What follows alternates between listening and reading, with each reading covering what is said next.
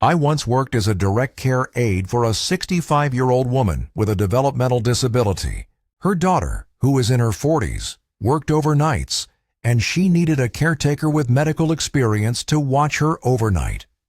When I say once worked for them, I mean I literally worked once, just this night.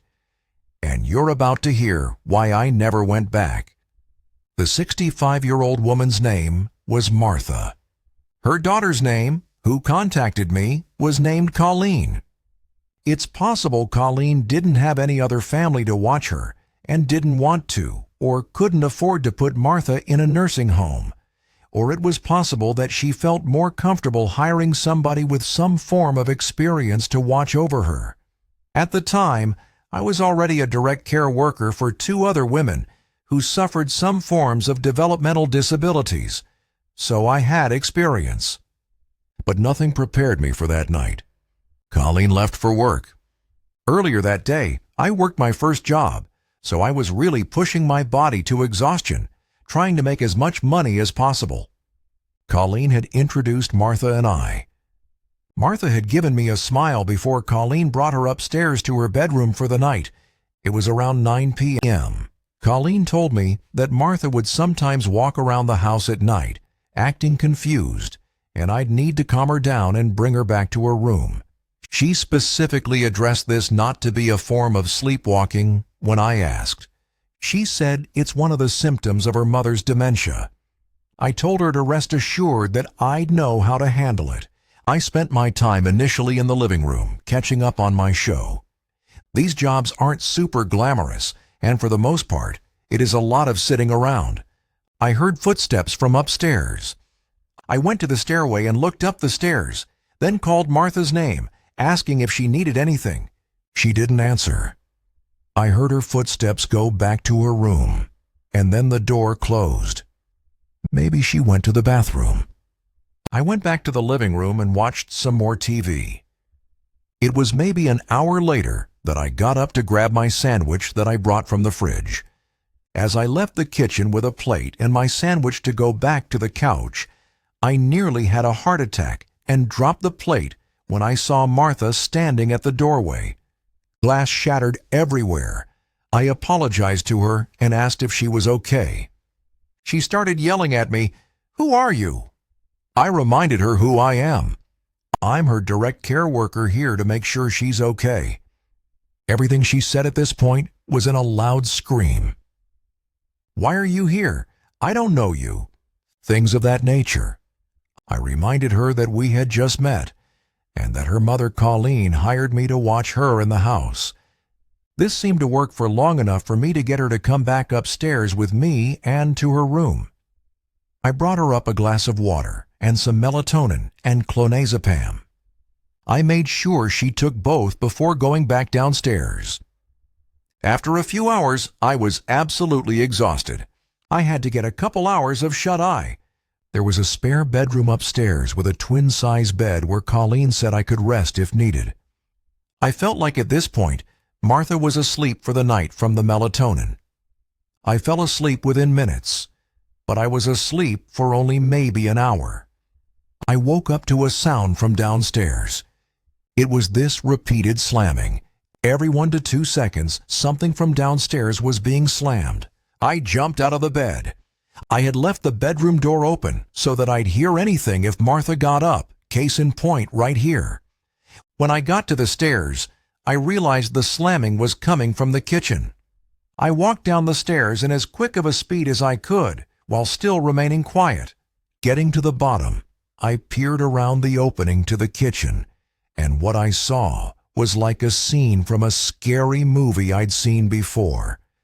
I saw Martha in the darkness, standing in front of the oven, repeatedly opening it and slamming it shut.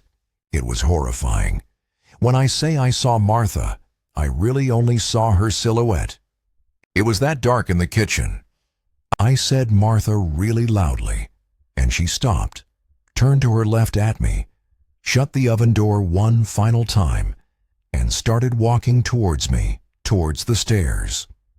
I said in a now softer, kind of scared-sounding voice, "Are you okay?" She got close enough to me where I could now see her facial features, and she looked at me with this blank expression, then walked right past me and started walking up the stairs. I followed her upstairs, but as soon as she got to her room, she slammed her door shut. I knocked on the door saying, "Martha, are you all right?" She didn't respond. I quietly opened the door just to peek inside, and I saw Martha at the side of her bed, just standing, facing the wall. I've seen a lot, but this was some pretty unsettling behavior that I feel like is the exact kind of stuff you'd see in some scary movies, like I mentioned before. I walked over to her and gently eased her into the bed. When she was laying down, I covered her, and for what I was hoping would be the final time, I said "Good night, Martha," and shut her door. I went across the upstairs to the spare room and went back to bed. I purposely tried not to fall asleep for at least half an hour, just in case she'd wake up again, but I don't even know if I made it that long. All I know is I fell asleep pretty freaking quickly. I woke up once again, however much later. The room was still pitch black, and the 1-hour alarm I set had not yet gone off. I looked around the room, wondering what woke me up. I didn't see what it was until I heard a sound from inside the closet. I then noticed the cracked open closet door and the black shadow of a head peeking out of the closet. Again, I almost had a heart attack. I said "Martha." She didn't answer. I kept saying "Martha" a bunch of times until she pushed the door open, and I saw her approaching the bed slowly. She started saying what she was saying hours ago again. "Who are you? I don't know you." As she got closer, I tried calming her down, reminding her who I am. I reached for the lamp next to the bed and fumbled with it until it turned on. Martha was holding a huge kitchen knife in her hand. At this moment, everything changed. Martha was now a threat to my life, and I had to worry about myself, not her. I screamed at this point. Martha put the knife down. I guess my scream stressed her out because she got closer and started screaming back at me, still repeating, "I don't know you." I wasn't going to attempt to calm down a knife-wielding dementia patient. That was not in any job description. I mapped out a way to run around her in the bedroom, and I went for it. I jumped off the bed on the side further from her, and she screamed again, "Who are you?" She swung the knife at the air as I ran past her. It was a slow and weak swipe from what I saw, but nonetheless showed that she had intentions of actually using it. I got downstairs and grabbed my shoes and went outside. Instead of calling 911, I called Colleen as she requested I do if there's an issue. I was courteous in doing this because getting law enforcement involved is never doing anyone any favors. Colleen was yelling into the phone at me not to leave her, and honestly, I yelled back that she attempted to kill me and that I didn't call the police. She had to leave work, of course. I stayed outside of the house, making sure Martha didn't go anywhere until Colleen returned. When Colleen went inside, Martha was back in her bed, asleep. Colleen went as far as accusing me of exaggerating the whole thing until she found the knife next to Martha's bed. To not give her any more fuel to blame me for any of this, I left out the fact that I ever went to sleep. But that doesn't mean that I felt in any way I did anything wrong. Colleen even offered me that room to sleep. I never worked in that house again. Martha was a scarier patient than I'd ever dealt with in any of my jobs in my 9 years of being a direct care aide. It was my first day working for this plumbing company. I was called in for my first job to this house out of town. The plumbing company had 5 employees, and the owner would choose who does what job. I don't see it as a coincidence that I was sent to some undesirable job far away in a shitty area for my first job. The call was for a leaky pipe under the sink, which is typically the easiest, most basic job to get a call for, depending on the root cause of it. I pulled up to the house, my first ever call, and it was an absolutely disgusting looking house, completely run down. as if no one lived there for years. I went up to the house and knocked until a middle-aged man opened the door. I didn't like his aura from the start. He had this unflattering, disproportionately wide smile that made his entire face appear off-putting. His voice was also really soft and high-pitched, not the voice I was expecting to come out of his mouth. Or maybe it was, given his unusual appearance. He welcomes me inside of the house. I realized there wasn't a single piece of furniture in the house. "Just moved in?" I asked him. He replied yes, and then chuckled. Or maybe I should say he giggled, because it was just a weird, high-pitched little laugh. He brought me to the kitchen, and the first thing I did was set my stuff down on the counter, then open the cabinets under the sink. I slid myself under the sink and started to examine the pipe, specifically looking at the P-trap and the lock nuts to make sure they weren't overly tight or loose. I noticed the man was standing directly over me, his legs spread wide so that I was sandwiched between both of his feet. It was extremely uncomfortable. I asked him politely to give me some space, and he backed up a bit, but not enough that would make me feel comfortable. I realized that I didn't see any water leaking at all, so I got out from under the sink and tried running the water, but no water came out of the faucet. I looked at the weird man and asked him why the water wasn't running. He said he must have shut off the main water valve without realizing it. When I say I stood there speechless for a few seconds, I'm not exaggerating. I asked him bluntly, "How do you do something like that by mistake?" He smiled and shrugged his shoulders. I asked him to go turn the water valve back on. He turned and said he'd be right back, and I saw him leave the kitchen. But then I heard footsteps walking upstairs. I'd never in my life heard of a water valve being upstairs in any house. I knew something was off with this guy and the situation. Everything from the condition of this house to his mannerisms. And then I started hearing multiple sets of footsteps from upstairs, coming down the steps quickly.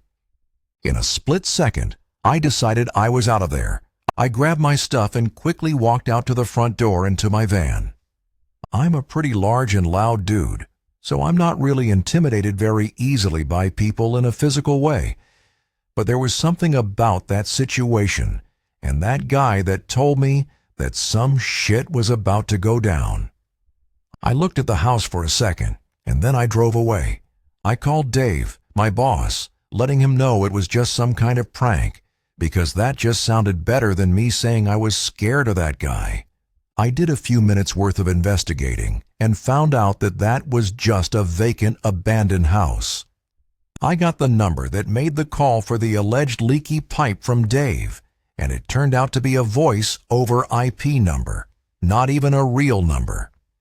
I reported this shady encounter with the local police department, just so that they would be aware of it and maybe close off that house.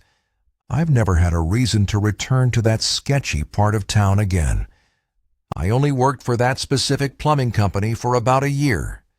Back in 2019, I worked for Domino's. It was my first night. I was just starting out. I was only working there because I needed the money for college, supplies for my dorm, etc. And so that night, I was being trained. When you're being trained, you're accompanied by the manager on your first few deliveries to see how you do and evaluate you and train you. It was late, around 8 o'clock, and we got an order. Our store wasn't electronic like they are today. We couldn't see where the locations were on a big TV. We had to go look them up on our phones for directions. We got the directions and the pizza. I still remember the order. 4 large pizzas with 2 bottles of Pib. We load them into the car, and it was my car since I was the one being evaluated. So it was me, my manager, and another trainee who I didn't know. The house we were heading towards was way out of the way in the middle of nowhere. My town was old though, so it was fairly common to go miles without anything. It took us around 15-20 minutes to get there. The house looked old, really old. It was an old 2-story home, and it was completely run down. The wood was chipping. Some of the windows had boards on them. It was not a house you'd expect people to be living in. I remember asking my manager if we had to go up there, and he told both of us yes, but that he'd come with us and hand them the pizzas and sodas. I hesitantly got out of the car and noticed that the other guy who was new was very nervous as well about walking to that front door. We finally started making our way to it, when the other trainee said he thought he saw someone watching us from the furthest window from us upstairs.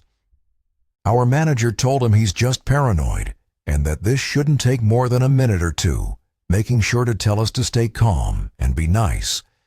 I don't know how I had the courage to ring the bell, but I did, which of course didn't work, so my manager pounded on the door. No answer. We waited about 15 seconds and knocked again, harder this time. Still no answer. We were all getting impatient, and there was a smell of something rotten. We couldn't tell if it was the house or if something inside had died. Finally, after about a minute of impatiently waiting, someone opens the door, but not completely. They opened the door only showing part of their face and asking who we were and what we wanted. My manager said we had their pizza, and the guy quickly unlocked the door and acted all friendly towards us. It freaked the three of us out. It was an older gentleman, in his 50s at least. He told us it took him a while to open the door because it's hard for him to get around or some shit. Our manager handed him the receipt and asked if he was paying with cash or a check, and the man told us he'd be back with the money. He left the front door open, so I looked around to see what the house looked like inside. Empty, completely empty. No furniture or anything in that house, just the floor and a couple of blankets. Obviously, this guy was homeless and was just living here since no one else was. That's when we heard footsteps coming from upstairs. More than one person, too. That's when we got uncomfortable about the situation. The realization of what the other employee said became true. Someone was probably watching us as we walked to the front door. My manager yelled out if the man had the money yet, but he never got a response back. The footsteps stopped. Everything just stopped. It became silent. You could just hear the three of us breathing. My manager told us to stay at the front door in case the man came back, and that he'd go around the house to see if the man needed help or something. We nodded at him, and he walked towards the back. The two of us heard footsteps, but not from upstairs. They were coming from below us somehow. We both looked completely puzzled and confused, and honestly uneasy about this entire situation. That's when we heard our manager scream and heard frantic running. He ran to the front of the house where both of us were and told us to go back into the car and that we're leaving. I've never driven a car faster in my life. My manager explained to us that when he was walking around to the back, he saw a group of people in the darkness surrounding a sort of makeshift campfire, but it was very small. He got closer to them and noticed in the middle was a baby deer. The group of men were sitting around laughing at it, as if they found it funny. The minute he said that, my heart almost stopped. The new guy and I quit right after, and I heard the manager quit a month after this. I'd never worked a delivery job again. Obviously, we walked into some kind of cult meeting, and I'm just glad we left when we did.